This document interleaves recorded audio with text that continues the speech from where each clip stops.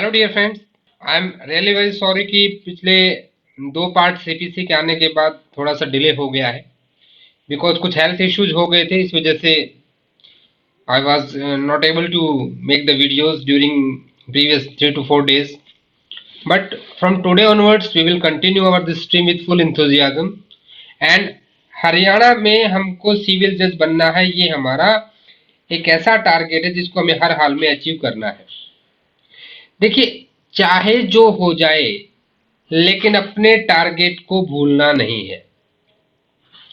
दुगने जोश के साथ, दुगनी स्पीड से, उसी इंथुजियाज्म से आज हम दोबारा से स्टार्ट कर रहे हैं पार्ट 3। पहले वाले दो पार्ट में आपने समझा बेसिक चीजों का, तो एक मेरे पास मेल आया था कि सर ऑर्डर से एक बार समझा दीजिए। तो आज के पार्ट में स्पेशली जो मैं बात करूंगा, मैं ऑर्डर 1 से लेकर के ऑर्डर 20 तक जितना भी आपका एक बेसिक ऑर्डर है उनको कवर करेंगे और फिर सीपीसी का उसके आगे ऑर्डर 21 को हम एग्जीक्यूशन के साथ पढ़ेंगे from section 36 to 74 next video में। तो सिविल प्रोसीजर कोड का एक क्विक रिवीजन है हरियाणा जुडिशरी प्री एग्जाम के लिए। आप अगर चैनल पर नए हैं तो चैनल को सब्सक्राइब कर लें जिससे कि नए नए वीडियोस के अपडेट्स आपको मिलते रहे। देखिए, कोई अपडेट अभी क्या है ना, वीडियो आपको डिले मिलेगा तो आपको टाइम वेस्ट होगा, तो नोटिफिकेशन बेल आइकन को भी प्रेस कर लें जिससे नोटिफिकेशन आपको मिलता रहे।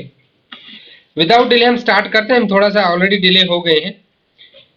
तो देखिए, सीपीसी में अब तक हमने बात की थी कि एक सिविल कोर्ट केस सूट जो है सिविल कोर्ट में किस तरह से प्रोसेस में आता है। प्रीवियस वीडियो अगर आपने नहीं देखा है तो उसका लिंक डिस्क्रिप्शन में, उसको देख लें। सेक्शन 1 से लेकर के हमने सेक्शन 35B तक सारे सेक्शंस कवर कर लिए हैं। ऑर्डर्स में भी order 5, order 16, order 4, order 16A, ये ऑर्डर्स भी हमने उसमें कवर कर लिए थे। जितना हम प्रीवियस पार्ट में कर चुके हैं। आज के पार्ट में हम रिमेनिंग ऑर्डर्स को करेंगे और मैं उन्हीं पे बात करूंगा कि जितना आपके लिए इंपॉर्टेंट है, किस हिसाब से एमसीक्यू बेस्ड। तो अपने साथ सबसे पहले रिक्वायरमेंट बेयर एक्ट आपका होना चाहिए। हाइलाइटर्स ले लीजिए, ठीक है, और साथ साथ अपना एक पेन रखें।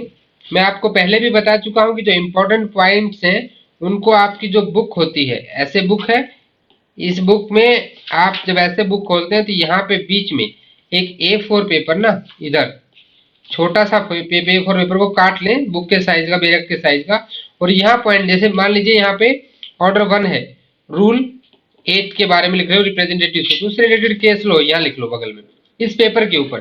बेरक में उतनी जगह नहीं रहती, क्योंकि जब रिवाइज करेंगे ना तो बड़ी प्रॉब्लम होगी कि आप इसको you will not unable to recollect the thing from the registers और द नोट्स।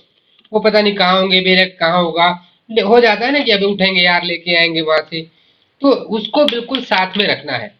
ऐसा बना दीजिए बेरक को, किसी को लगे कि ये क्या कर दिया इसने, 200 पेज की बुक को 400 पेज बना दिया, उसमें पेज इंसर्ट करते रहिए, टेप से चिपका लीजिए। कोई जरूरत नहीं स्टिक-ऑन खरीदने की, पैसा वेस्ट नहीं करना है, पेरेंट्स बड़ी मुश्किल से पढ़ाते हैं हमें। चलिए, now we will start from the order 1 और फिर हम आज सारे ऑर्डर्स को कवर करेंगे। आज स्टार्ट करेंगे फर्स्ट शेड्यूल। ऑर्डर्स के बारे में आज हम डिस्कस करेंगे, क्योंकि ऑर्डर्स जो है यहाँ पे टोटल 1 to 51, टोटल 51 ऑर्डर्स हैं और 51 ऑर्डर्स में उन्हीं ऑर्डर्स के रूल्स की बात करेंगे जो एमसीक्यूज में पूछे जाते रहे हैं पहले या इम्पोर्टेंट है। सबसे पहले ऑर्डर 1 पर आते हैं, पार्टीज टू सूट। हमने लास्ट वीडियो में इसका ट्रिक के बारे में बात किया था कि इसको याद कैसे करना है। देखिए, सबसे पहली बात क्या है कि एक मुकदमा दायर करने के लिए, सिविल सूट लाने के लिए सबसे पहले आपको पार्टी चाहिए। तो पार्टीज टू सूट, पार्टी कैसे बनेंगी, नेसेसरी पार्टी क्या होती है, प्रॉपर क्या होती है, टोटल 13 रूल्स में आपको बताया गया है। एमसीक्यू बेस्ड अगर कोई टिक करना चाहते हैं आप तो देखिए, वैसे हम कॉन्सेप्ट भी डिस्कस करेंगे। ऑर्डर 1 का रूल 8 सबसे ज़्यादा इम्पोर्टेंट है, जो कि रिप्रेजेंटेटिव सूट की बात करता है। एमसीक्यू में मैं मोस्ट इंपॉर्टेंट बता रहा हूँ। Non joinder of the necessary party, a suit can be defeated by the non joinder of necessary party, ये स्टेटमेंट इंपॉर्टेंट है। तो इस तरह की चीज़ों को हम डिस्कस करेंगे आज ऑर्डर में। सबसे पहला था who may be joined as plaintiff. ये सिर्फ इंडेक्स बेस्ड है, इंपॉर्टेंट एग्जाम के लिए नहीं है, लेकिन आपको पता होना चाहिए क्योंकि CPC स्टार्ट यहाँ से होती है। All persons may be joined in one suit as plaintiff, ये ज्वाइंडर ऑफ पार्टीज की बात कर रहा है। देखिए ज्वाइंडर ऑफ पार्टी हम कहाँ बात करते हैं, जब आप CRPC पढ़ते हैं तो वहाँ पे जब चार्ज एक साथ कितने लोगों पर चलाया जाता है, ये चीज़ आप पढ़ते हैं 223 में। ठीक है, तो कहीं ना कहीं कोरिलेशन बना के चलिए।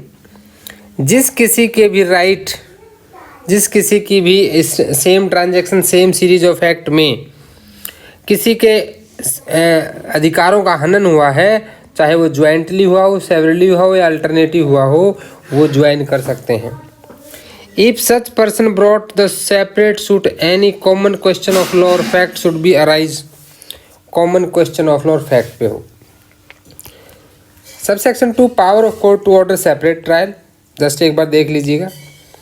Who may be joined as defendant, power to order separate trial where defendant में एम्बैरस और डिले द ट्रायल, ये स्टेटमेंट बेस आ सकता है वैसे, लेकिन इंडेक्स बेस से याद रखिए। अब आपका आता है सब रूल 4, कोर्ट में गिव जजमेंट फॉर और against one or more joint parties, ये भी इंडेक्स बेस्ड है। अभी नेक्स्ट जो क्वेश्चन आपका इंपॉर्टेंट बनता है वो बनता है सीधा रूल 8 का। रूल 5, 6, 7 को आप देख लीजिएगा। द मोस्ट इम्पॉर्टेंट MCQ, ये क्या कहता है कि रिप्रेजेंटेटिव सूट कहाँ बताया गया है। क्या होता है, कभी कभी मान लीजिए कोई एक बहुत बड़ी सोसाइटी है जिसमें बहुत सारे फ्लैट हैं, अब ये कौन जो इसका बिल्डर था उसके खिलाफ केस करना है किसी कॉमन पॉइंट को लेके, तो पूरी बिल्डिंग में मान लीजिए 500 आदमी रहते हैं, तो 500 तो केस करने जाएंगे नहीं, उनका कोई रिप्रेजेंटेटिव होगा या एक या दो व्यक्ति हो सकते हैं, ज़्यादा हो सकते हैं, वो उनको रिप्रेजेंट करेंगे। तो जहाँ पे कॉमन इंटरेस्ट को लेकर कोई ऐसा सूट फाइल किया जाए बहुत सारे लोगों के बिहाफ पे, वो आपका रिप्रेजेंटेटिव सूट कहलाता है। ठीक है, तो सबसे पहला क्वेश्चन तो ये आता है कि रिप्रेजेंटेटिव सूट है कहाँ पे डिफाइन। दूसरी चीज़ क्या आती है कि रेस जुडिकाटा यहाँ एप्लीकेबल है कि नहीं, ये सेक्शन 11 के साथ कॉम्बो में क्वेश्चन पूछा जाता है। तो रिप्रेजेंटेटिव सूट पर भी जो है रेस जुडिकाटा की डॉक्ट्राइन एप्लीकेबल होती है। देन आप रूल नंबर 9 पे आइए। 9 कहता है miss joinder and non joinder, दो तरह की पार्टी होती हैं। यहाँ पे आप देखिए कुछ आंसर ना आप लॉजिक से दे सकते हैं, proper party and necessary party. Proper party क्या होती है कि जिसकी एब्सेंस में भी जजमेंट दी जा सकती है, लेकिन अगर वो रहेगा तो सहूलियत है। मान लीजिए आप हॉस्पिटल जाते हैं, वहाँ पे डॉक्टर नहीं है, सिर्फ स्टाफ नर्स जो है, नर्स अवेलेबल है, तो that sister can treat you, ठीक है, लेकिन अच्छे से आपकी सर्जरी ऑपरेशन तो नहीं कर सकते, उनको बुलाना होता है डॉक्टर को। लेकिन मान लीजिए नर्स नहीं है, सिर्फ डॉक्टर साहब हैं, डॉक्टर साहब आपका ऑपरेशन तो कर देंगे, लेकिन नर्स रहेगी तो असिस्टेंस मिलेगा, काफ़ी अच्छे से ऑपरेशन हो पाएगा। तो नर्स को आप प्रॉपर पार्टी समझिए और डॉक्टर को नेसेसरी पार्टी समझिए। और नेसेसरी पार्टी को अगर आपने ज्वाइन नहीं कराया तो क्या हो जाएगा, वहाँ पे कि आप केस ही हार जाएंगे, केस डिफीट हो जाएगा। एक जनरल रूल की बात करता है कि मिस ज्वाइंडर या नॉन ज्वाइंडर होने से, मिस ज्वाइंडर होता है किसी को गलत पार्टी बना दिया, नॉन ज्वाइंडर होता है जिसको बनाना था नहीं बनाया। इससे कोई सूट ना डिफीट नहीं होना चाहिए, बट इसका प्रोवाइजो इम्पोर्टेंट है जो ये कहता है कि नहीं ऐसा नहीं है। ये 1976 की अमेंडमेंट में इसको किया गया था। ठीक है, तो ये क्वेश्चन उत्तराखंड में आपका, इसमें MP में दोनों में पूछा जा चुका है। तो यहाँ पे क्या था कि जो नॉन ज्वाइंडर किसका नेसेसरी पार्टी का है उस पे ये रूल अप्लाई नहीं होता, जनरल रूल, यानी कि वहाँ पे सूट आपका डिफीट हो जाएगा। ये suit can be defeated by non joinder of necessary party. Now again rule number 10, this is also important. Suit in the name of the wrong plaintiff, अगर किसी गलत व्यक्ति के उस पर चला जाए तो क्या होगा। देखिए, जब when a suit has been instituted in the name of a wrong person as plaintiff, plaintiff गलत है, या डाउटफुल है कि ये जो किया गया राइट प्लेंटिफ है या नहीं है। तो कोर्ट एट एनी स्टेज, तो यही क्वेश्चन आता है स्टेटमेंट बेस कि कोर्ट किस स्टेज पर, तो कोर्ट में at any stage of suit if satisfied the suit has been instituted through a bona fide mistake and that it is necessary for determine the real matter in dispute, order any other person to be substituted or added as plaintiff। किसी और को आप वादी के तौर पर वहाँ पे न्यायालय जो है जोड़ सकता है या रिप्लेस कर सकता है उसको, अगर वहाँ पे बोनाफाइड मिस्टेक हुई है तो।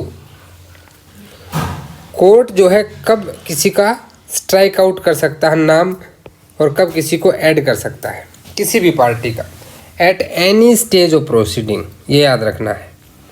क्योंकि कोर्ट के पास यहाँ पे जो सिविल के केसेस होते हैं वहाँ पे इनहेरेंट पावर जो है उसकी सभी कोर्ट्स के पास होती है।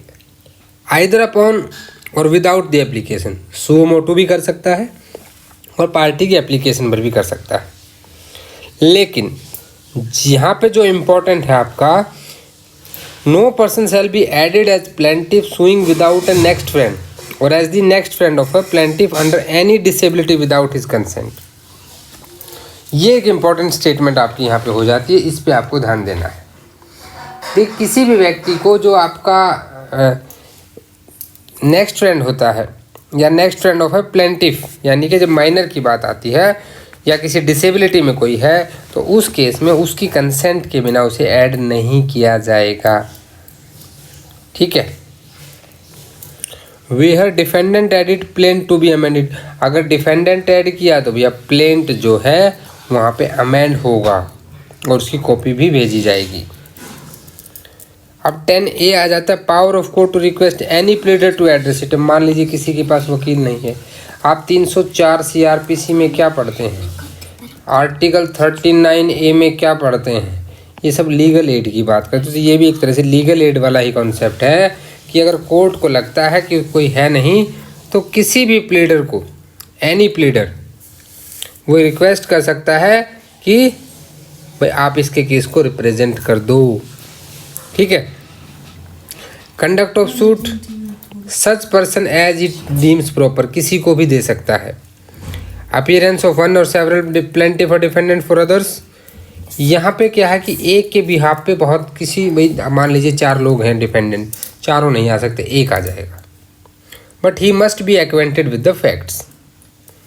और यहाँ पे जो है अथॉरिटी देनी पड़ेगी, पावर ऑफ अटॉर्नी देनी होती है। Shall be writing signed by the party giving it और it shall be filed in the court. Again most important MCQ, index based also, और वहाँ से भी आपका MCQ है important. Objection as to non joinder and misjoinder, ये भी काफ़ी इंपॉर्टेंट है आपका कि all objections on the ground of non joinder misjoinder party shall be taken at the. देखिए CPC में आपको एक बात याद रखनी है कि जब भी कोई ऑब्जेक्शन लेना हो, चाहे वो सेक्शन 21 में लेना हो या आपको ऑर्डर 1 के रूल 13 में लेना हो, it must B at the earliest possible opportunity.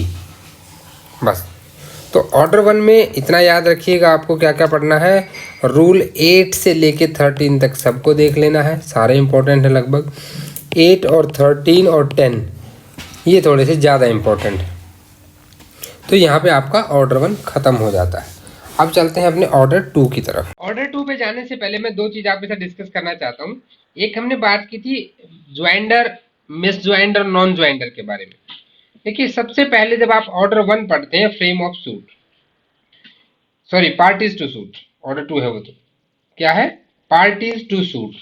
तो पार्टीज टू सूट में क्या है कि नेसेसरी पार्टी क्या होती है, प्रॉपर पार्टी क्या होती है, ये आपको पता होना चाहिए। ये 2 सबसे इंपॉर्टेंट चीजें आती हैं।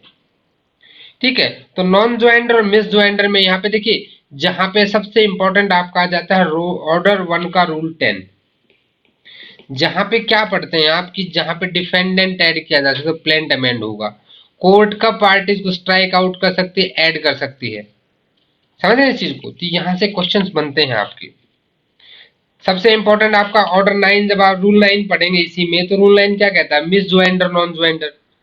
अब वहां पे एक प्रोवाइजो कहा गया, जो मैंने कहा था बहुत इंपॉर्टेंट है, यूपी की जुडिशरी में पूछा जा चुका है 2018 में ही, कि non ज्वाइंटर of a necessary party पे ये चीजें लागू नहीं होती। देखिए नेसेसरी पार्टी क्या होती है? A necessary party is a person who ought to have been joined as a party in whose absence no effective decree can be passed। जिसकी एब्सेंस में इफेक्टिव डिक्री पास ही नहीं की जा सकती। जबकि प्रॉपर पार्टी वो होती है कि जिसके, जरूरी नहीं है वो नेसेसरी पार्टी तो नहीं है, लेकिन उसकी प्रेजेंस अगर रहेगी तो it will enable the court completely, effectively and adequately adjudicate upon all matters in dispute. जो इसको हमने एग्जांपल से किया था कि ये डॉक्टर से और इसको नर्स से हमने किया था कि आप हॉस्पिटल जाते हो तो नर्स आपको फर्स्ट एड तो दे सकती है बट आपकी सर्जरी नहीं कर सकती, बट डॉक्टर हैं तो वो नर्स वाला काम भी करते हैं, डॉक्टर वाला भी, यानी कि ये इनके बिना तो ऑपरेशन हो ही नहीं सकता, लेकिन नर्स अगर रहेंगी तो अच्छे से ऑपरेशन हो जाएगा। समझ रहे हैं? इस कॉन्सेप्ट को समझना बहुत जरूरी है, तभी आप अपने ऑर्डर 1 के रूल 9, 10 और 13 को समझ पाएंगे। Now order two, frame of the suit. आपने पार्टीज को रेडी कर लिया, अभी हम अपना फ्रेम रेडी करेंगे। टोटल 7 रूल्स हैं इसमें, और इसमें अगर मैं इंपॉर्टेंट की हूं तो पहले 3 रूल ज्यादा इंपॉर्टेंट है और एक रूल नंबर 7। इनको तो हम इंपॉर्टेंट कह सकते हैं from MCQ point of view. सबसे पहले बात करता है आपका फ्रेम ऑफ द सूट की। फ्रेम ऑफ सूट में आपको सीधी सी एक बात दिमाग में रखनी है कि मल्टीपल लिटिगेशन नहीं होना चाहिए। सूट इस तरह से फ्रेम किया जाना चाहिए सो दैट कि जितना भी उसमें मैटर इन इशू है वो सारे के सारे वहां पे रिलीफ वो ले सके। ऐसा नहीं है कि कोई फर्दर बाद में दोबारा से आपको सूट लेके आना पड़े किसी रिलीफ के लिए, फिर से लेके आना पड़े। तो all relief must be drafted in one suit. Second कहता है कि it must include the whole claim. ये ज्यादा इंपॉर्टेंट हो जाता है रूल 2। थोड़ा सा इनके ऊपर डिटेल में बात कर लेते हैं तो ज्यादा इजी आपको समझ में आएगा। ये जनरल प्रिंसिपल की बात करता है और ये कह रहा है कि मल्टीप्लिसिटी ऑफ लिटिगेशन को बचाना, to prevent further litigation concerning them, यानी कि जितने रिलीफ मान लेने वही पहले में ही ले लो, एक ही सूट में ले लो, बार बार नहीं। ठीक है, ये कहीं ना कहीं देखेंगे तो आप रेस जुडिकाटा जो हम पढ़ते हैं उससे कंसर्न ही बात कह रहा है। अब रूल 2 कहता है, रूल 2 में 3 चीजें आपको पढ़नी है। सबसे पहले जो आप रूल 2 में पढ़ते हैं वो है कि सूट में whole claim must be include, it must include the whole claim. Second आती है कि आप रिलिंक्विश कर सकते हैं, किसी भी पार्ट को रिलिंक्विश किया जा सकता है। और थर्ड क्या है? ओमिशन हो सकता है for sue one of the several reliefs. तो पहला प्रिंसिपल क्या है? First, every suit shall include the whole of the claim for which in plaintiff is entitled to make in respect of the cause of action। पे पूरा देना है, लेकिन but a plaintiff may relinquish and portion of his claim in order to bring the suit within jurisdiction of the court। ये आपका statement based MCQ, please note it down, highlight it. Second जो बात करता है यहाँ, वो बात करता है relinquishment of the part of claim की। ये क्या कह रहा है कि जहां पे कोई भी पार्ट है आपका, where plaintiff omit to sue in respect of or intentionally relinquish, जहां पे आपने इंटेंसली कोई पार्ट को छोड़ दिया। ठीक है, he shall not be afterward sue। देखिए ये क्या, ये भी कहीं ना कहीं रेस जुडिकाटा है। अपनी मर्जी से अगर आपने रिलीफ नहीं मांगा तो बाद में नहीं कर सकते। तीसरा यहाँ पे बात करता है omission to sue for one of several relief. आपको क्या था कि 3 साल का आपको किसी से क्लेम वो लेना था, 2018, 2019 और 2020। किसी को रेंट आपको लेना था, लेकिन आपने जो सूट फाइल किया और 2018, 2020 का, 19 का आपने छोड़ दिया। कोर्ट नहीं देगा। सिविल सूट में एक चीज हमेशा याद रखिए कि रिलीफ उतना ही दिया जाता है जितना आपको जरूरी होता है। अब आती है इसकी एक क्वेश्चन, इससे बनता है ऑर्डर टू रूल 2 से कि क्या ये, ध्यान से सुनिएगा इस बात को, ऑर्डर टू रूल 2 क्या ये रिट पेटिशंस पर अप्लाई होता है? सेम चीज याद आ रही है आपको? हम कहीं ना कहीं सेक्शन 11 में रेस जुडिकाटा में पढ़े थे कि एक्सेप्ट हैबियस कॉर्पस सब रिट्स पे रेस जुडिकाटा अप्लाई होता है, हैबियस कॉर्पस पे नहीं होता है। ठीक है, इसी तरह से ऑर्डर टू रूल 2 किसी भी रिट पेटिशन पर अप्लाई नहीं होता। It means you can not, writ क्या होती है? रिट इशू की जाती है कोर्ट के द्वारा। जब आप आर्टिकल 32 पढ़ेंगे और 226 पढ़ेंगे तो वहाँ 5 तरह के आप जो रिट पढ़ते हैं वहां पे रिट इशू करता है कोर्ट। ठीक है, आप तो कोर्ट से रिक्वेस्ट करते हो, एप्लीकेशन देते हो, पेटिशन फाइल करते हो टू इशू दैट रिट, तो कोर्ट कर रहा है वहां पे, तो उन पर ये लागू नहीं होता, वहां आपकी मर्जी नहीं चलेगी कि ठीक है जी आप एक काम करो, हैबियस कॉर्पस सिर्फ एक चीज के लिए इशू करो बाकी पे नहीं नहीं नहीं नहीं, ऐसा नहीं है, तो उन पे लागू नहीं होता। Please remember this point. फिर सेकंड चीज यहाँ पे आ जाती है नेक्स्ट, कि मान लीजिए कोई एक घर है, ठीक है, और इस घर पे क्या है, ए और बी ने रिकवरी ऑफ रेंट के लिए केस कर दिया। मैं ये सब ये चीज इसमें जो इलुस्ट्रेशन है ये एमसीक्यू पहले पूछा जा चुका है एमपी में, ठीक है, और इसमें यही बताया गया कि 2017, 18, 19 जो मैंने आपको अभी एग्जांपल दिया, ये मेरी पुरानी स्लाइड्स हैं, तो इन पे क्या है कि आपने मान लीजिए किसी भी 2 साल का ले लिया तो तीसरे का बाद में क्लेम नहीं कर सकते, that is fine, that's only thing, ठीक है, क्लेम नहीं किया तो बाद में नहीं लिया जा सकता। नाउ रूल 3 ये बात करता है, देखिए, joinder of cause of action की, किसका, सीओए, इसको जब भी अपने नोट्स बनाए तो इसको सीओए एब्रीविएशन यूज करें हमेशा, छोटी एब्रीविएशन। अब कॉज ऑफ एक्शन क्या है, देखिए ऑर्डर 1 में आप क्या कर रहे थे, पार्टीज को ज्वाइन कर रहे थे, जहां आप नॉन ज्वाइंडर मिस ज्वाइंडर बात कर रहे थे, पार्टीज की कर रहे थे, और यहां किसके ज्वाइंट की बात कर रहा है, ये कॉज ऑफ एक्शन के ज्वाइंट की बात कर रहा है, कि प्लेंटिफ में unite in the same suit several cause of action, अलग अलग कॉज ऑफ एक्शन को, आपको मान लीजिए किसी से पोजेशन भी चाहिए, उसी व्यक्ति से आपका कुछ पैसों का लेन देन भी है, उसी व्यक्ति से रेंट का लेन देन भी है, तो इस तरह से मल्टीपल कॉज ऑफ एक्शन को आप ज्वाइंट कर सकते हो अगेंस्ट दी सेम डिफेंडेंट, और द सेम डिफेंडेंट्स ज्वाइंटली, एक से ज्यादा डिफेंडेंट भी हो सकते हैं, and any plaintiff having cause of action in which they are jointly interested against the same defendant or the same defendant jointly।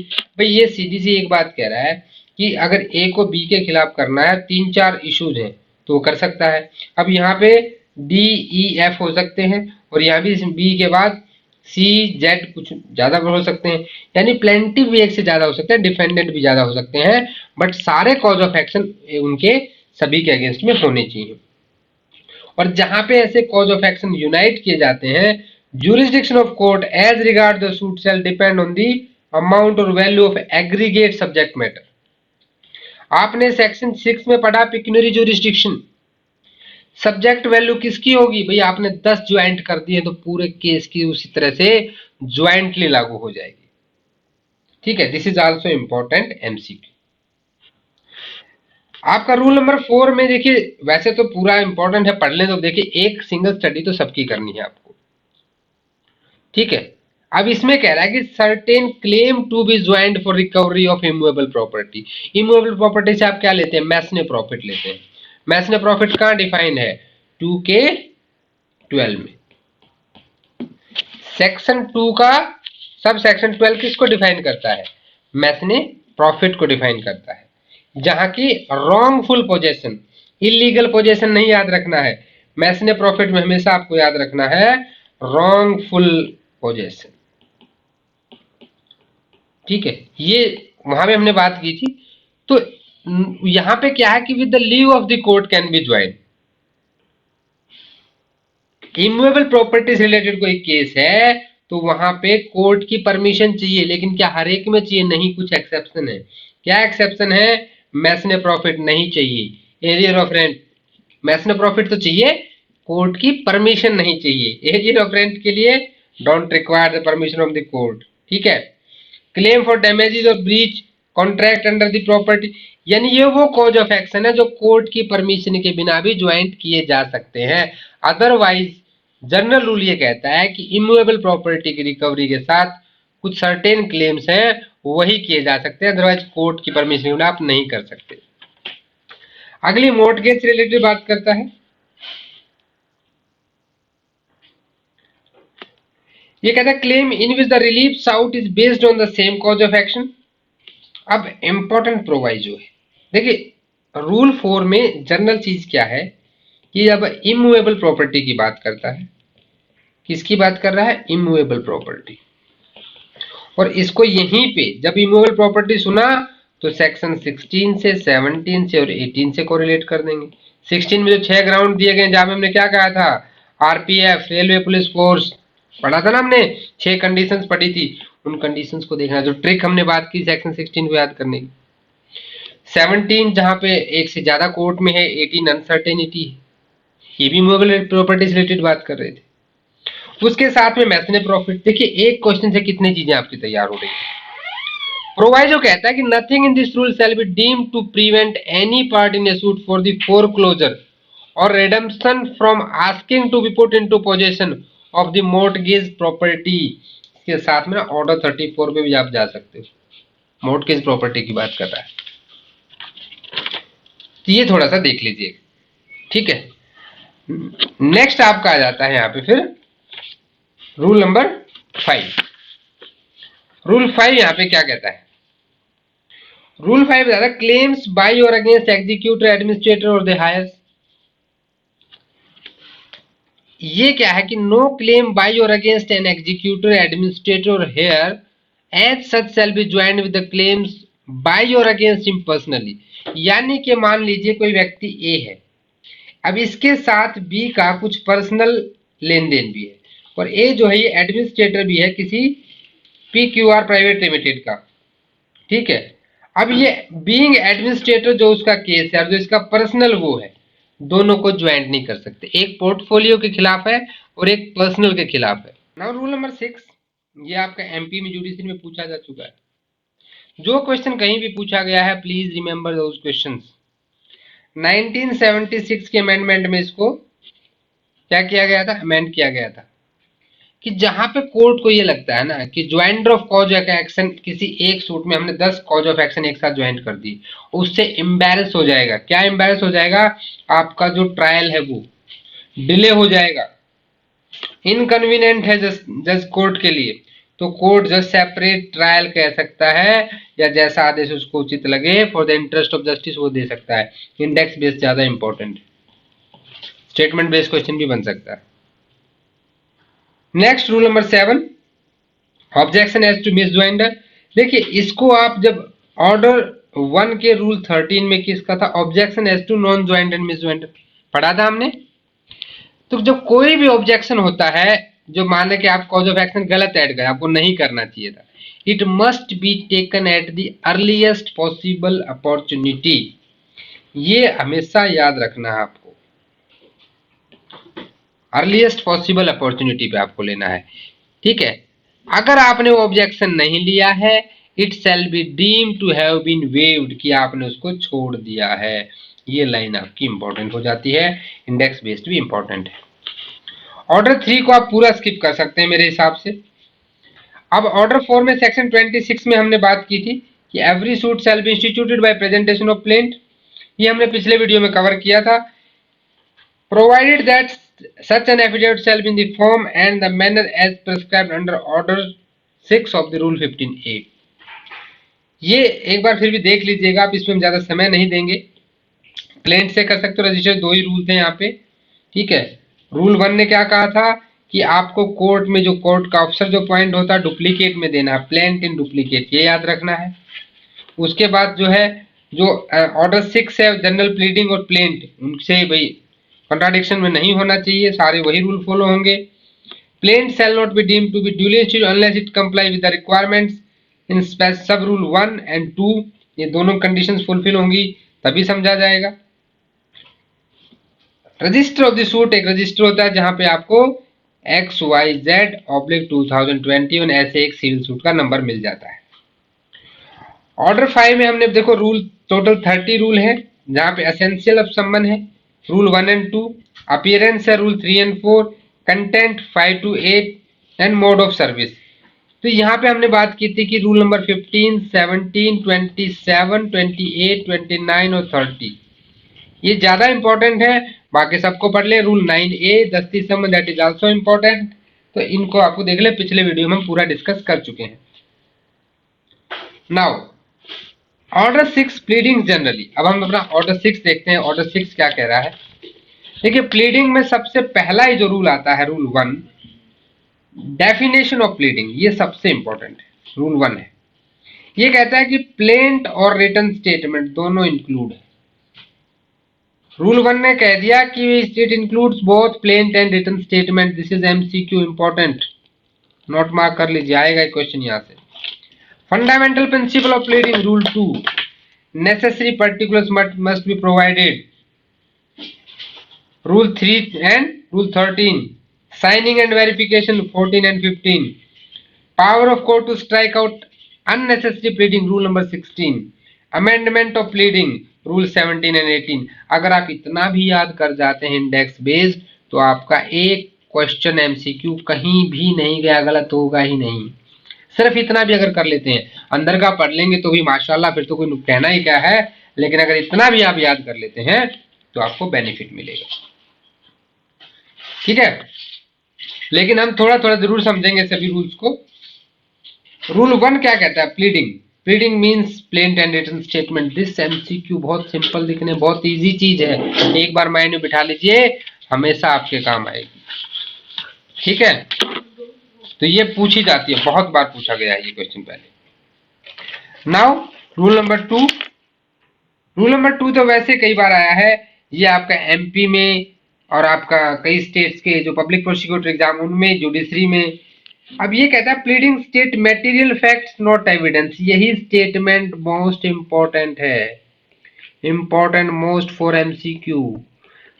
देखिए, pleading always states the material fact not the evidence. Evidence कभी नहीं बताया जाता है। Not the law, law कभी नहीं बताया जाता। कानून लगाना किसका काम है? कोर्ट का काम है, आपका नहीं है। Every pleading shall contain and contains only, देखिए contains and contains only a statement in a concise form of the material facts on which the party pleading relies. चाहे वो प्लेंट है, चाहे वो आपका रिटन स्टेटमेंट है। ऑर्डर 6 दोनों पर लागू होता है, ये बात रूल 1 ने कह दी, और ये भी दोनों के ऊपर ये बातें लागू होंगी। But not the evidence by which they are to be proved. सिर्फ बताना है कि हमें क्या प्रूव करना है, लेकिन कैसे करेंगे ये बताने की जरूरत नहीं है। Every pleading shall when necessary be divided into paragraphs numbered consecutively, each allegation being so far as convenient contained in a separate paragraph। में जितने आपने एलिगेशन, आपने क्या किया है ऑर्डर 2 में, फ्रेम ऑफ सूट में क्या किया है, बहुत सारे कॉज ऑफ एक्शन जोड़ दिए। भैया तो क्या है, जो जो कॉज ऑफ एक्शन आपके अलग अलग लिखोगे आप। They must be paragraphs, they must be serially numbered. ठीक है, 1 2 3 एक के बाद एक।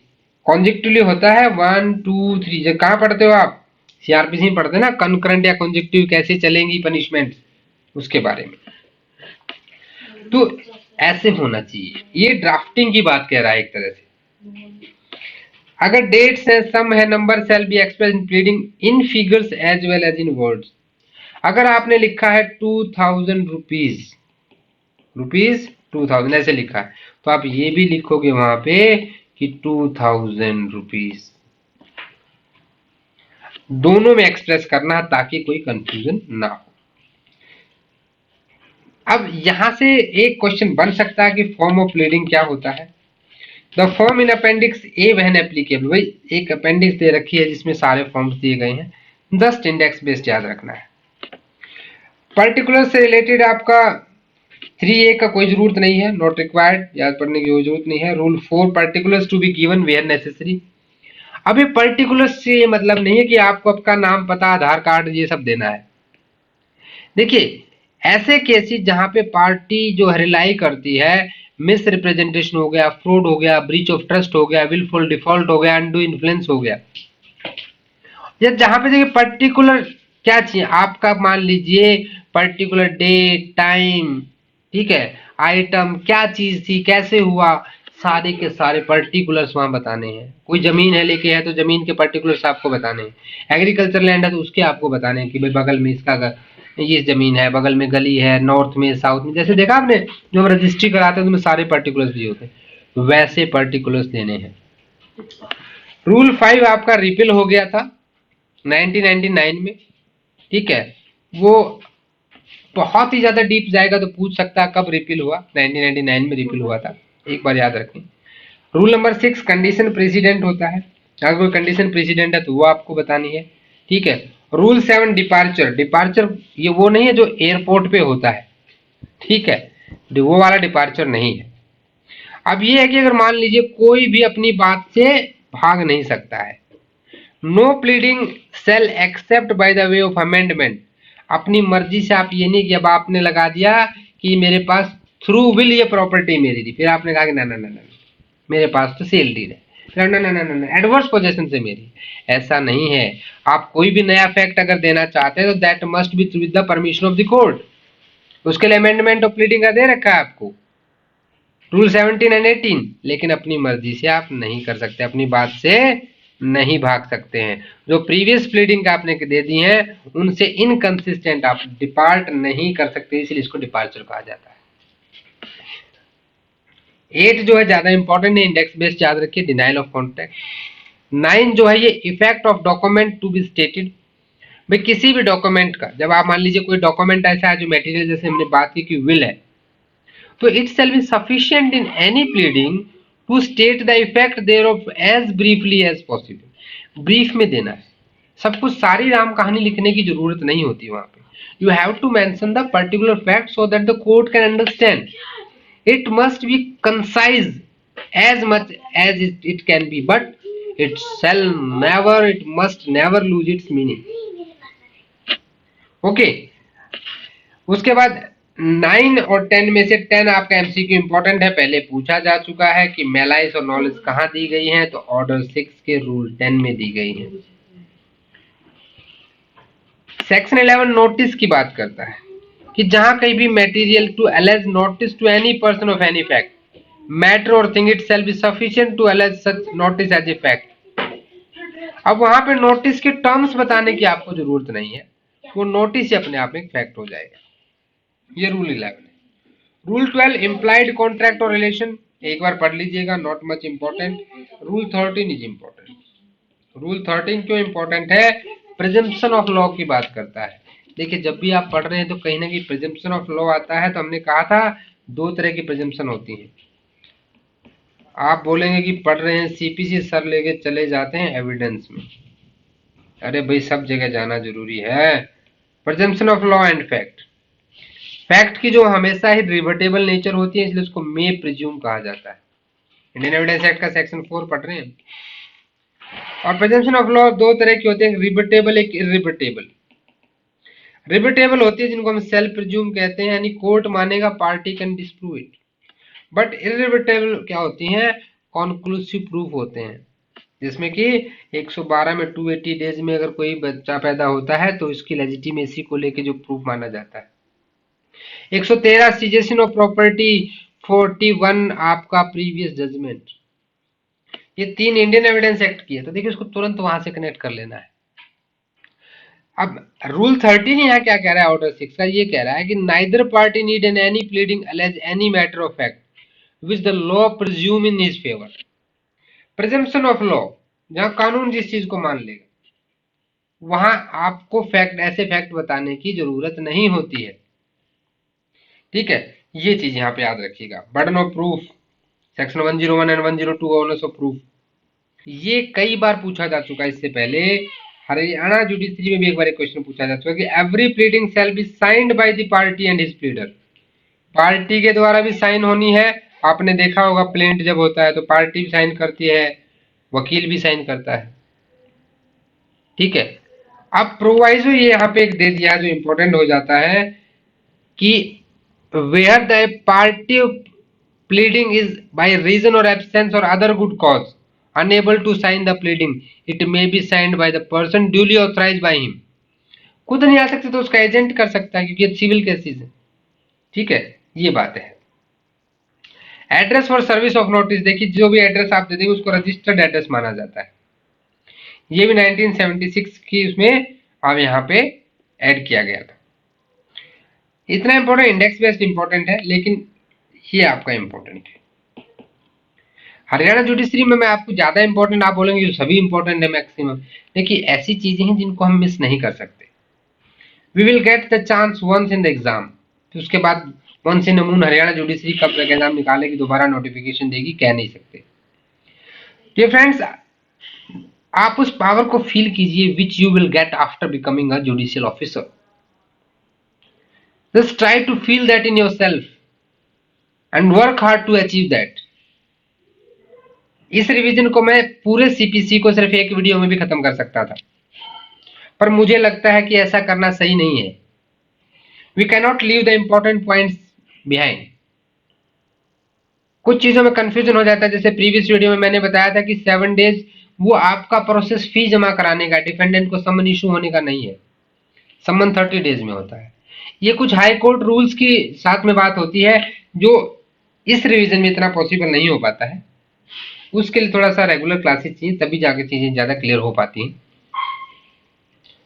लेकिन इस एग्जाम को आपको ये मान के देना है कि बस ये आखिरी एग्जाम, इसके बाद तो जुडिशरी की वैकेंसी निकलनी खत्म हो जाएगी, बंद हो जाएंगी बिल्कुल।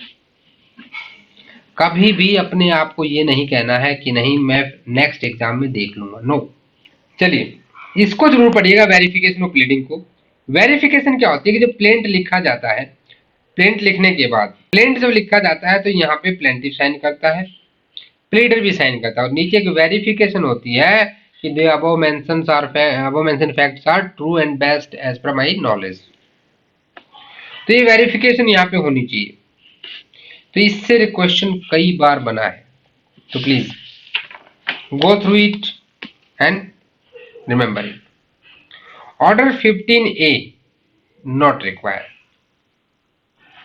रूल 16, रूल 16 कहता है स्ट्राइकिंग आउट ऑफ प्लीडिंग। यहाँ पे कोर्ट का डिस्क्रिप्शन है, पार्टी यानी कोर्ट का है। अब पार्टी को अमेंडमेंट करानी है, यहां तो कोर्ट कर देगा जो स्कैंडलस, फ्रिवलस और अननेसेसरी होंगी, उनको prejudice, embarrass the delay fair trial, process of court को अब्यूज करते हैं, तो ऐसी प्लीडिंग्स को क्या कर सकता है, स्ट्राइक आउट कर सकता है। लेकिन मुझे कुछ अमेंडमेंट करानी है तो मुझे रूल 17 में जाना पड़ेगा।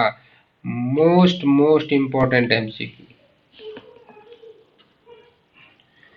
2010 एंड 2012 आपका उत्तराखंड और यूपी और आपका एमपी दोनों में पूछा जा चुका है।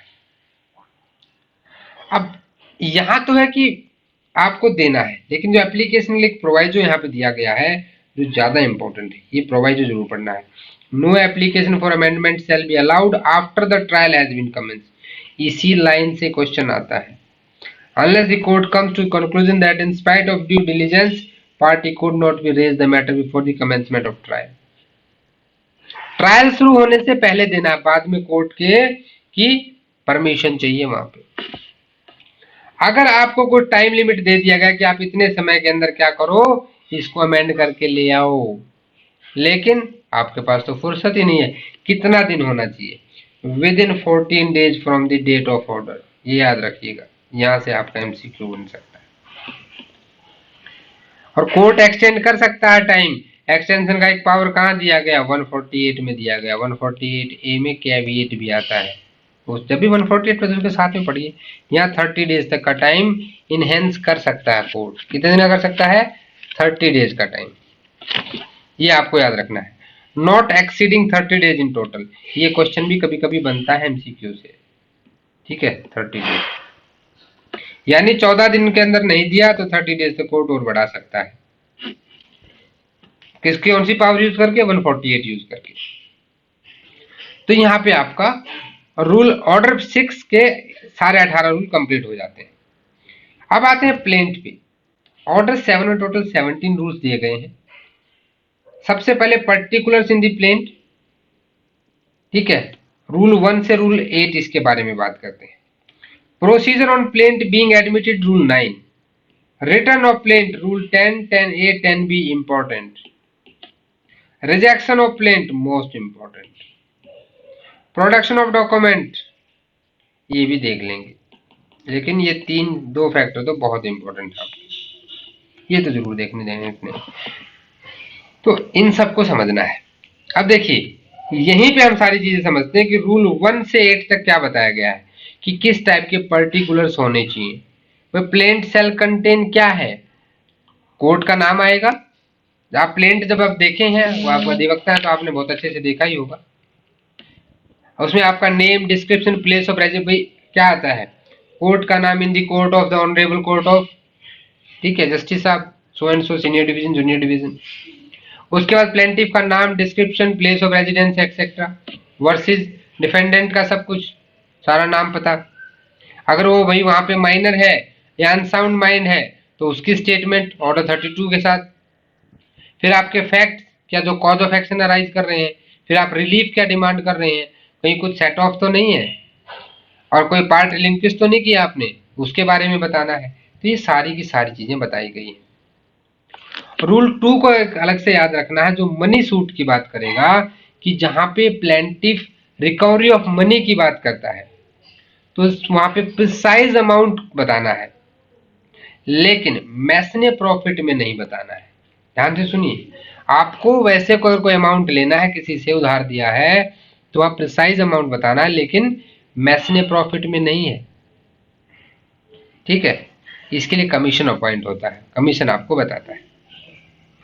ओके, देन आ जाइए आप, जो रूल 3 बात करेगा वो subject matter of the suit क्या है, इमूवेबल प्रॉपर्टी से रिलेटेड बात करता है। फिर इसको किसके साथ पढ़ेंगे, 16, 17, 18, बार बार रिवाइज करना है।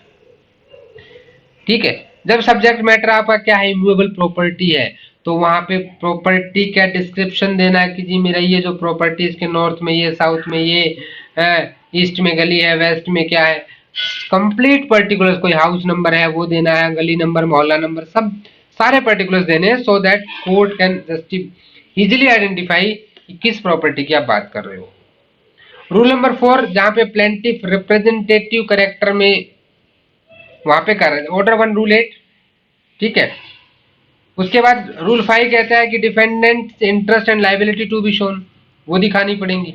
Ground of exemption from limitation law, कहीं कोई लिमिटेशन लॉ तो एप्लीकेबल नहीं है तो लिमिटेशन लॉ के साथ पढ़ना है। रूल 6 को रिलीफ जो है स्पेसिफिकली स्टेट करना है, रूल 7। ओके, तो यहां तक आपका इंपॉर्टेंट हो जाता है। अब आ जाते हैं रूल 9 पे। रूल 9 आपका क्यों इंपॉर्टेंट है, ये कह रहा है procedure on admitting the plaint. अब आपने क्या कहा था, जो मेरे माय डियर स्टूडेंट, आपका जो डाउट था, मुझे जो कमेंट की थी कि आपने 7 डेज बोला है, हो सकता है वर्डिंग थोड़ा सा ऊपर नीचे हो गई हो, लेकिन जो 7 डेज मैंने वहां बोला है, my intention behind that is that within 7 days you have to give the process fee. और ये बताया गया है आपको ऑर्डर 7 के रूल 9 में। हम सीधे इसके ऊपर चलते, इसको पढ़ते हैं एक बार, इंपॉर्टेंट है माय डियर फ्रेंड। 9 में जो 7 डेज की बात है वो कहाँ आती है, देखिए इंपॉर्टेंट, बहुत याद रखिएगा कि within 7 days from the date of such order along with requisite fee of service of summon on the defendant। Defendant को सम्मन देने के लिए, ठीक है, उसमें क्या है, जितनी कॉपीज होंगी प्लेंट की उतनी कॉपी देनी है। और इसको देखिए, जब आप पढ़ा जाता है ना, इसको पढ़ना कैसे, सबसे पहले आपको प्लेंट ड्राफ्ट करना है, समझिए इन चीजों। प्लेंट ड्राफ्ट किया आपने, प्लेंट ड्राफ्ट किया तो प्लेंट के 3 पार्ट होते हैं, टाइटल ऑफ द सूट, उसके बाद आपका होता है body of the plaint, and then your relief demanded, क्या रिलीफ आपने पूछा है, ये आपका प्लेंट रेडी हो गया। अब जब प्लेंट रेडी हो गया तो you have to institute a suit under order 4 and section 26, duplicate में देना है। किस में देना है, डुप्लीकेट में। अब डुप्लीकेट में कितनी, 2 कॉपी दी आपने, 2 कॉपीज दी। डुप्लीकेट का मतलब 2 ही होता है ना, बिल्कुल 2 होता है, इतना तो आप सब मुझसे ज्यादा इंटेलिजेंट है आप लोग इन चीजों में। अब यहाँ पे क्या आता है माय डियर फ्रेंड्स, कि मान लीजिए आपके डिफेंडेंट जो है, डिफेंडेंट यहाँ पे आपके 4 है, कितने, 4 डिफेंडेंट। आपने 2 कॉपी दी, एक रजिस्टर में लग जाएगी, कोर्ट रिकॉर्ड में चली जाएगी, भेजेंगे सम्मन किसके साथ। तो जितने डिफेंडेंट है उतनी कॉपी आपको with in 7 days, with in 7 days submit करानी होती है टू इशू द सम्मन टू द डिफेंडेंट। और कितना टाइम दिया गया, 30 डेज के अंदर उसको सम्मन इशू होने।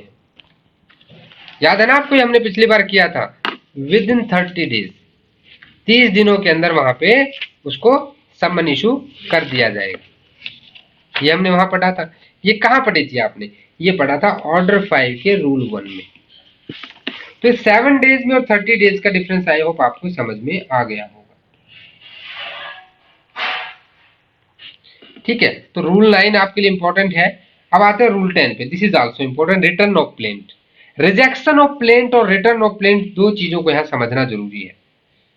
देखिए, जो आपने अब एक रूल 10A इंसर्ट किया गया था 1976 में, और ये कहता है कि पावर है कोर्ट की to fix a date for appearance court where the plaint is to be filed after its return. एक डेट फिक्स कर देता है कि तुम्हारा यार ये रिटर्न सही नहीं है, प्लेंट सही नहीं है, इसको ले जाओ और तुम्हें काम करना अगले महीने की 10 तारीख को आ जाना। ये पावर जो मिली कोर्ट को रूल 10A से मिली, और ये 1976 के अमेंडमेंट में है। तो यहाँ पे क्या है, प्रेजेंट करना है कहाँ पे, जहां पे सूट इंस्टीट्यूट होना चाहिए, to produce in a proper court also. आप मेरी कोर्ट में आ गए, नहीं भाई आप मेरी कोर्ट दूसरी कोर्ट में जाइए, मेरे पास का जुरिडिक्शन नहीं है। तो यहां से ये चीज जो आपकी है ये इंपॉर्टेंट हो जाती है, ठीक है। दूसरा आता है प्रोसीजर क्या होगा, ये तो आपने बात कर दी कि ठीक है रिटर्न तो आप कर दो। प्रोसीजर ये होगा कि ऑन रिटर्निंग द प्लेंट जज shall endorse thereon date of its presentation and return.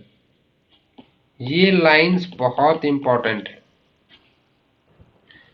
वो उसको वहां पे इंडोर्स करेगा तभी उसको रिटर्न करेगा। 10A की मैंने बात कर ली है कि ये 1976 के अमेंडमेंट में आया था। ये नेक्स्ट डेट फिक्स कर सकता है कि इस तारीख को चले जाओ, इवन ये उस दूसरी किसी कोर्ट में भी डेट फिक्स की जा सकती है, जहां पे प्रोपोज टू बी प्रेजेंटेड है वहां भी किया जा सकता है। ये आप इंपॉर्टेंट बहुत लाइन है, इसको जरूर याद रखिएगा। 10B जो बात करता है ये पावर देता है अपीलेट कोर्ट की to transfer the suit to proper court. अब देखिए बात किसकी आ गई, ट्रांसफर की आ गई। एक वर्ड पे रुक जाना माय डियर फ्रेंड्स, आपको कोई एक भी एक्ट की तैयारी नहीं करनी। मैं आपको बता रहा हूं, train your mind in such a way that जब सीपीसी पढ़ रहे हैं तो सीआरपीसी भी साथ साथ दिमाग में चल रही है, एविडेंस भी साथ साथ चल रहा है, आईपीसी भी चल रही है, then only you can crack the judiciary. सिर्फ एक उस देखिए, जैसे ट्रांसफर आपके दिमाग में आया, पहले तुम सीपीसी पढ़ रहे हैं तो हम सेक्शन 22 से लेकर के 25 तक चलेगी कि 22 कहता है कि दो कोर्ट में है तो ट्रांसफर किया जा सकता है। 23 कौन से कोर्ट में एप्लीकेशन लगेगी, 24 हाई कोर्ट और डिस्ट्रिक्ट कोर्ट, एंड 25 आपका power of supreme court to transfer the suit. फिर हम सीआरपीसी में चले जाएंगे। सीआरपीसी में कहा जाएंगे, सीआरपीसी में हम चले जाएंगे 406, 407, 408, supreme court, court of session and sorry high court and court of session, यही तो था। तो इन चीजों को साथ साथ जोड़ के पढ़ना है आप। Now again the most important, rejection of the plaint. Rejection of plaint को डीम्ड डिक्री कहा जाता है। क्या कहा जाता है, डीम्ड डिक्री। ये एमसीक्यू पहले पूछा जा चुका है कि इनमें से डीम्ड डिक्री कौन सी है। Any question determined under section 144 of CPC and rejection of plaint both are deemed decree। कहाँ पता लगा आपको, सेक्शन 2 का सब सेक्शन 2 डिक्री की जब मैंने डेफिनेशन पढ़ी वहां मुझे पता लगा। बेरेक्ट से बाहर कुछ नहीं पूछ रहा वो आपसे, पूछ बेरेक्ट से रहा है। बहुत से लोग कहते हैं कि बेरेक्ट तो पतला सा है, क्वेश्चन इतने आ जाते हैं समझ नहीं आते। केस लॉज को छोड़ के मैक्सिमम 99% चीजें बेरेक्ट के अंदर से हैं, बट उनको उसने इंटरप्रिटेशन वे में बताया आपको। रिजेक्शन ऑफ प्लेंट किन ग्राउंड्स पे होता है, ए से लेके एफ तक के सारे ग्राउंड आपके लिए इंपॉर्टेंट, मोस्ट इंपॉर्टेंट। जहां पे ये कॉज ऑफ एक्शन ना बता रहे हो, रिलीफ जो है वो अंडर वैल्यूड हो, टाइम दिया जाएगा भाई करो ठीक, नहीं तो क्या कर देंगे। कितने दिन का टाइम है, 14 डेज का। Relief claimed is property valued but proper paper insufficiently stamped, भाई कोर्ट फीस प्रॉपर नहीं दिया आपने, डुप्लीकेट में फाइल नहीं किया है, लॉ ने बार कर दिया है, या फिर रूल 9 से कंप्लाई नहीं कर रहे हैं आप।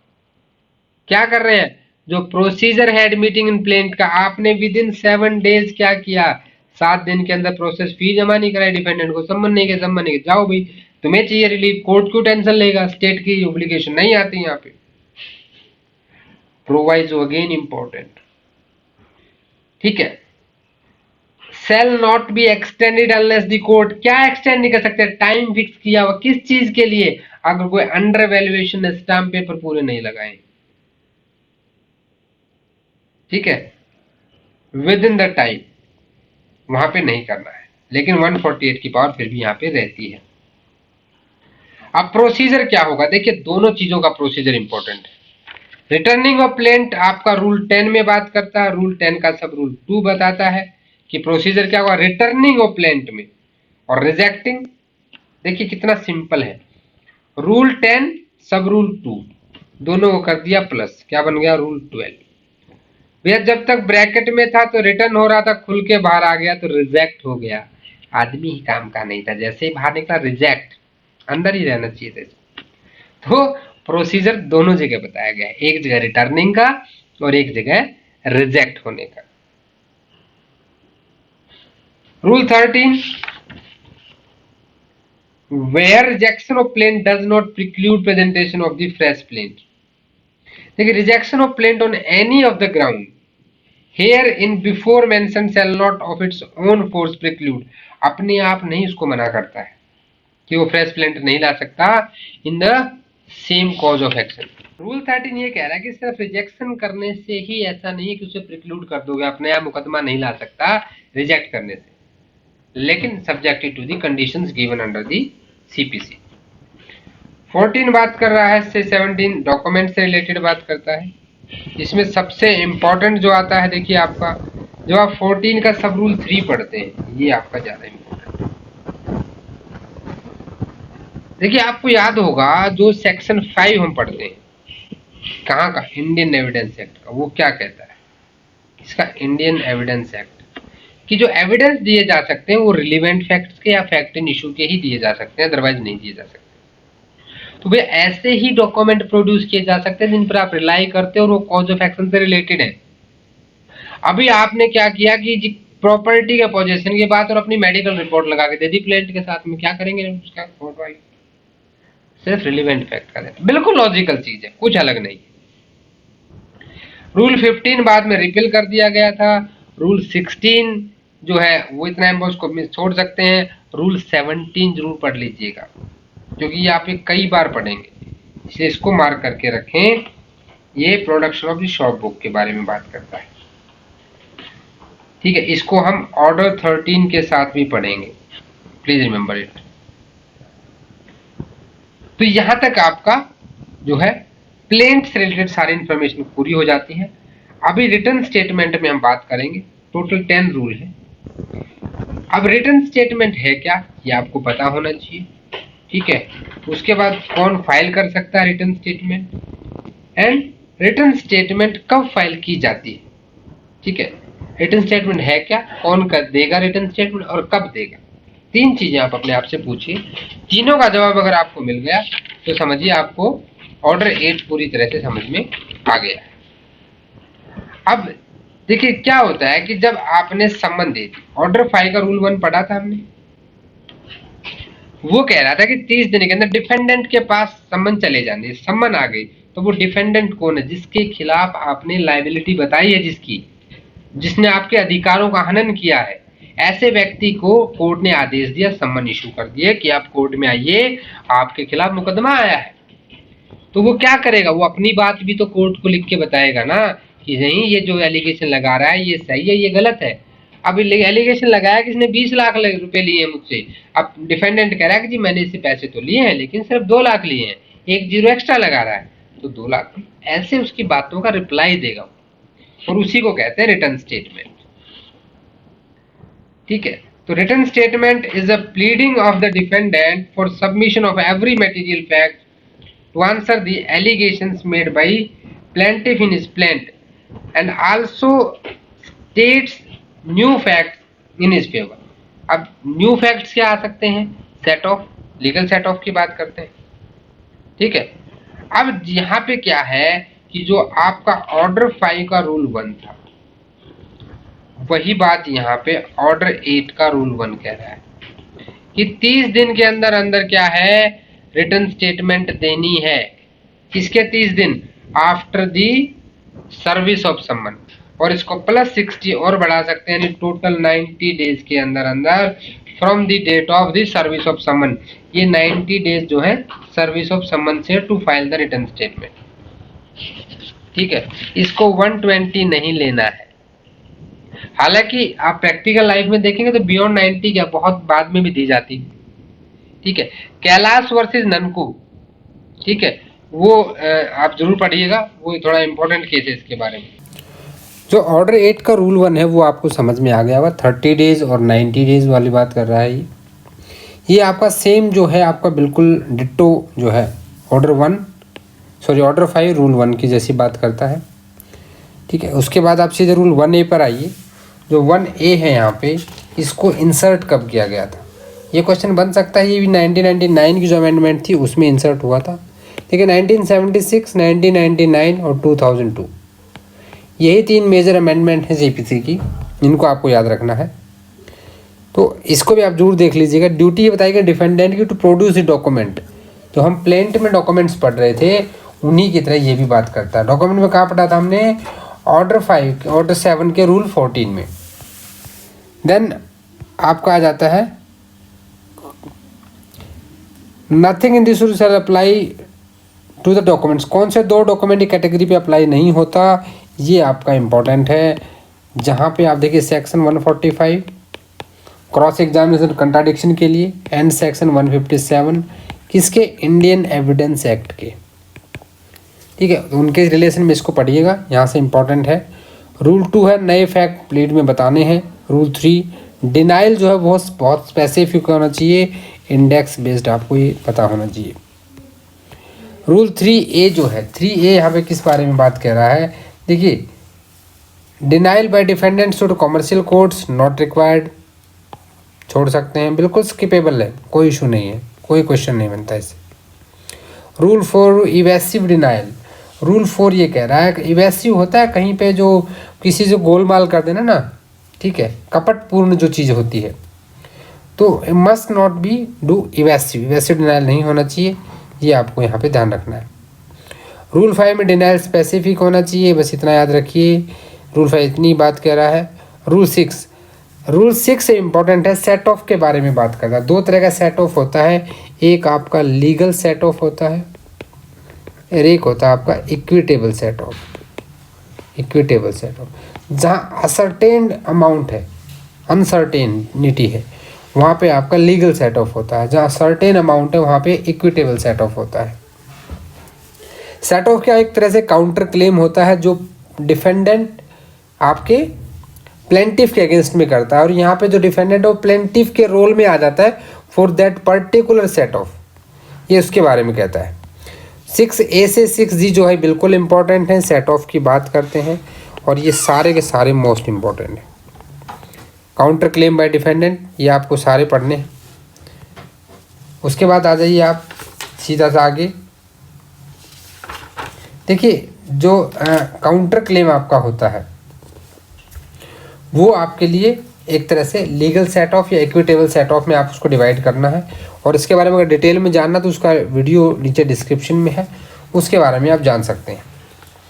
6D मैं इतना बता देता हूँ कि ज़्यादा इंपॉर्टेंट है, आप उसको पूरा आपको पढ़ना, ये आपका होमवर्क है, क्योंकि नहीं तो हमारा वीडियो बहुत ज़्यादा लेंथी हो जाएगा, हम उससे चीज़ों को कवर नहीं कर पाएंगे। ये भी set of founded upon separate grounds.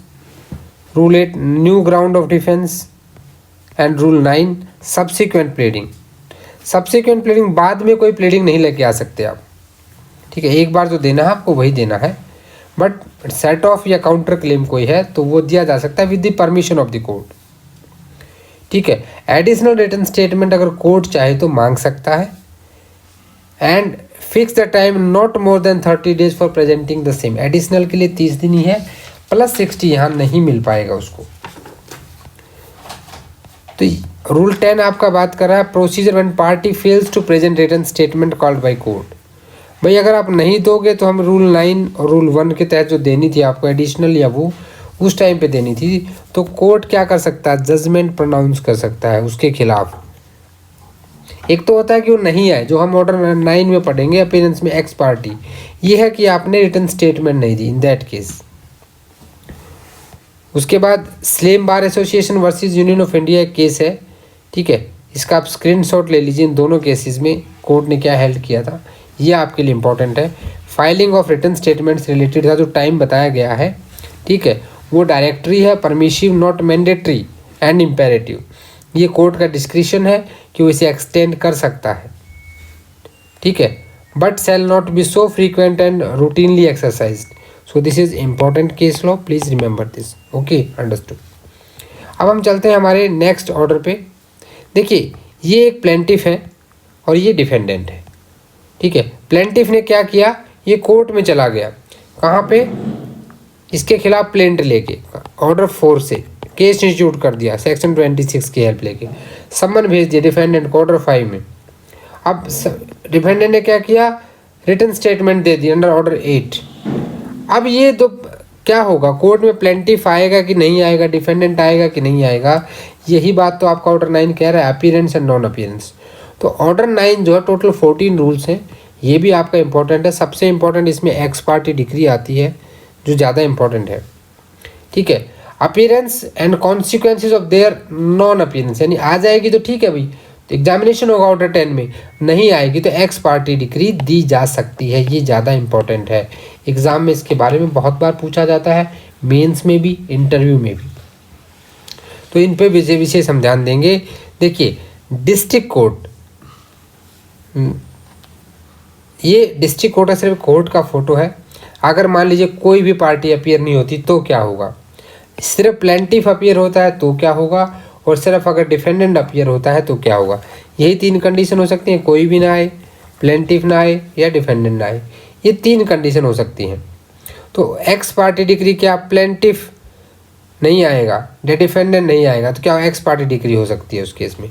तो रूल 1 जो कह रहा है, party to appear on the day fixed in summon, summon में जो तिथि निर्धारित की उस दिन सबको आना है और अपना आंसर देना है। सम्मन कहाँ गए थे, ऑर्डर 5 में गए थे। उसके बाद रूल 2 कह रहा है, डिसमिसल ऑफ सूट वेयर सम्मन नॉट सर्व्ड इन। भाई मान लीजिए प्लेंटिफ ने क्या किया, विद इन 7 डेज प्रोसेस फी जमा नहीं कराई, ठीक है, ये अभी हमने पढ़ा था ऑर्डर 7 में, ठीक है। तो वहाँ पे क्या हुआ कि आपने नहीं जमा कराई है, तो उस केस में क्या कर सकते हैं, उसको डिसमिस किया जा सकता है। रूल 9 ऑफ ऑर्डर 7 याद रखिएगा, procedure on admitting the plaint, this is important, interlink it with your mind. फिर रूल 3 पे आ जाइए, where neither party appears suit to be dismiss, तो सूट क्या कर दिया जाएगा, डिसमिस कर दिया जाएगा। Plaintiff may bring fresh suit और court may restore the suit to file. भाई अगर डिसमिस कर दिया गया तो दोबारा से भी उसको रिस्टोर किया जा सकता है। Dismissal of suit where plaintiff after summon return unserved fails for 7 days to apply for the fresh summon. मान लीजिए समन की सर्विस नहीं हो पाई तो उसके भी 7 दिन, 7 डेज का ही टाइम याद रखना आप सब, ये आपके लिए इंपॉर्टेंट है। देन रूल 6, जब सिर्फ प्लेंटिफ आता है तो क्या होगा, मान लीजिए ओनली प्लेंटिफ आया है, डिफेंडेंट नहीं आया, तो अभी आपकी आ जाती है एक्स पार्टी डिक्री। अगर समन ड्यूली सर्व हुए हैं तो वहाँ पे क्या कर देगा, कोर्ट में make an order that suit shall be heard x party, x party हो जाएगी कि अगर समन, और अगर समन नहीं सर्व हुए हैं, मान लीजिए कहीं पे नहीं हुए हैं, तो समन दोबारा से सर्व किए जा सकते हैं, सेकंड समन इशू किए जा सकते हैं। लेकिन समन तो सर्व हुए बट ड्यू टाइम नहीं, यानी कि उसको सफिशिएंट टाइम नहीं मिला है, तो एडजॉर्नमेंट दी जा सकती है। Rule 7 procedure where defendant appears on the day, ठीक है, और अपने एक्स पार्टी आपने दे दी, अब उसको कैसे सेट असाइड कराओगे, रूल 7 बात कर रहा है उसके बारे में कि मैं उस दिन क्यों नहीं आ सका, ये रीज़न बताना है। अब मान लीजिए सिर्फ डिफेंडेंट आया, प्लेंटिफ आया ही नहीं है, ठीक है, तो उस टाइम पे क्या होगा, सूट डिसमिस कर दिया जाएगा। भाई जिसको रिलीफ चाहिए वही नहीं आया तो क्या होगा, डिसमिस हो जाएगा। Rule 9 decree against plaintiff by default bars fresh suit. अगर प्लेंटिफ आया नहीं, डिसमिसल हो गया, इन दैट केस वो फ्रेश सूट नहीं ला सकता, भाई तुम्हें कोर्ट के पास इतना समय भी नहीं है। Rule 10 non attendance of one or more several plaintiff, तो उससे कोई फर्क नहीं पड़ेगा, बाकी जितने लोग प्रेजेंट उनके साथ केस चलेगा वैसे जैसे नॉर्मल चलता है। Rule 11 non attendance of one or more several defendant, यहाँ भी सेम चीज़ रहेगी।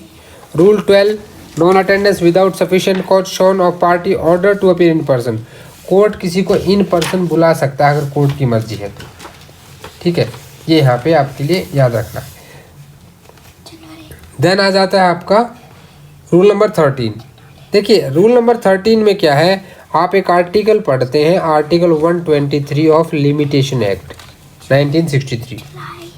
यानी कि किसी एक्स पार्टी को सेट असाइड करने का लिमिटेशन की बात की गई है यहाँ पे, ठीक है। तो ये आपका इंपॉर्टेंट हो जाता है, प्लीज़ गो थ्रू दिस। इसका प्रोवाइजो खास करके जरूर ध्यान दें। Further, no court shall set aside a decree passed ex parte merely on the ground that there has been an irregularity in service of someone. If it is satisfied that the defendant had notice of the date of hearing and had sufficient time to appear and answer the plaintiff's claim, तो इस condition में ex parte decree को set aside नहीं किया जाएगा। Rule 14, no decree is to be set aside without notice to opposite party. भैया तभी होगी जब आप उसको अदर पार्टी को क्या दे दोगे, नोटिस इशू कर दोगे। तो नोटिस कंपलसरी है, it is mandatory. So thanks for watching this video. अगर वीडियो अच्छा लगा तो लाइक कर दें। वीडियो थोड़ा ज़्यादा लंबा हो गया इसलिए हमने ऑर्डर 1 से ऑर्डर 9 तक किए। यहाँ से बहुत सारे MCQ बनते हैं, इसीलिए हमने इसको थोड़ा सा लेंथी किया है। अब आगे का हम नेक्स्ट वीडियो में बात करेंगे और बाकी ऑर्डर्स को कंप्लीट करेंगे। आप मुझे मेल कर सकते हैं, आप टेलीग्राम चैनल पर भी ज्वाइन करें और इंस्टा का लिंक भी नीचे डिस्क्रिप्शन में है, वहाँ भी हमें फॉलो करें। वीडियो को अपने दोस्तों से शेयर कर दें और कमेंट जरूर करें कि अगर वीडियो आपको लग रहा है देखिए ज़्यादा लेंथी हो रहे हैं तो हम इनको और शॉर्ट कर देंगे और फास्ट कर देंगे। रिवीजन के बारे में प्लीज़ मुझे कमेंट जरूर करें कि ये रिवीजन स्लो है या ज़्यादा फास्ट है, उसी हिसाब से आपके नेक्स्ट वीडियो बनाए जाएंगे। तो मिलते हैं नेक्स्ट वीडियो में, तब तक के लिए जय हिंद जय भारत।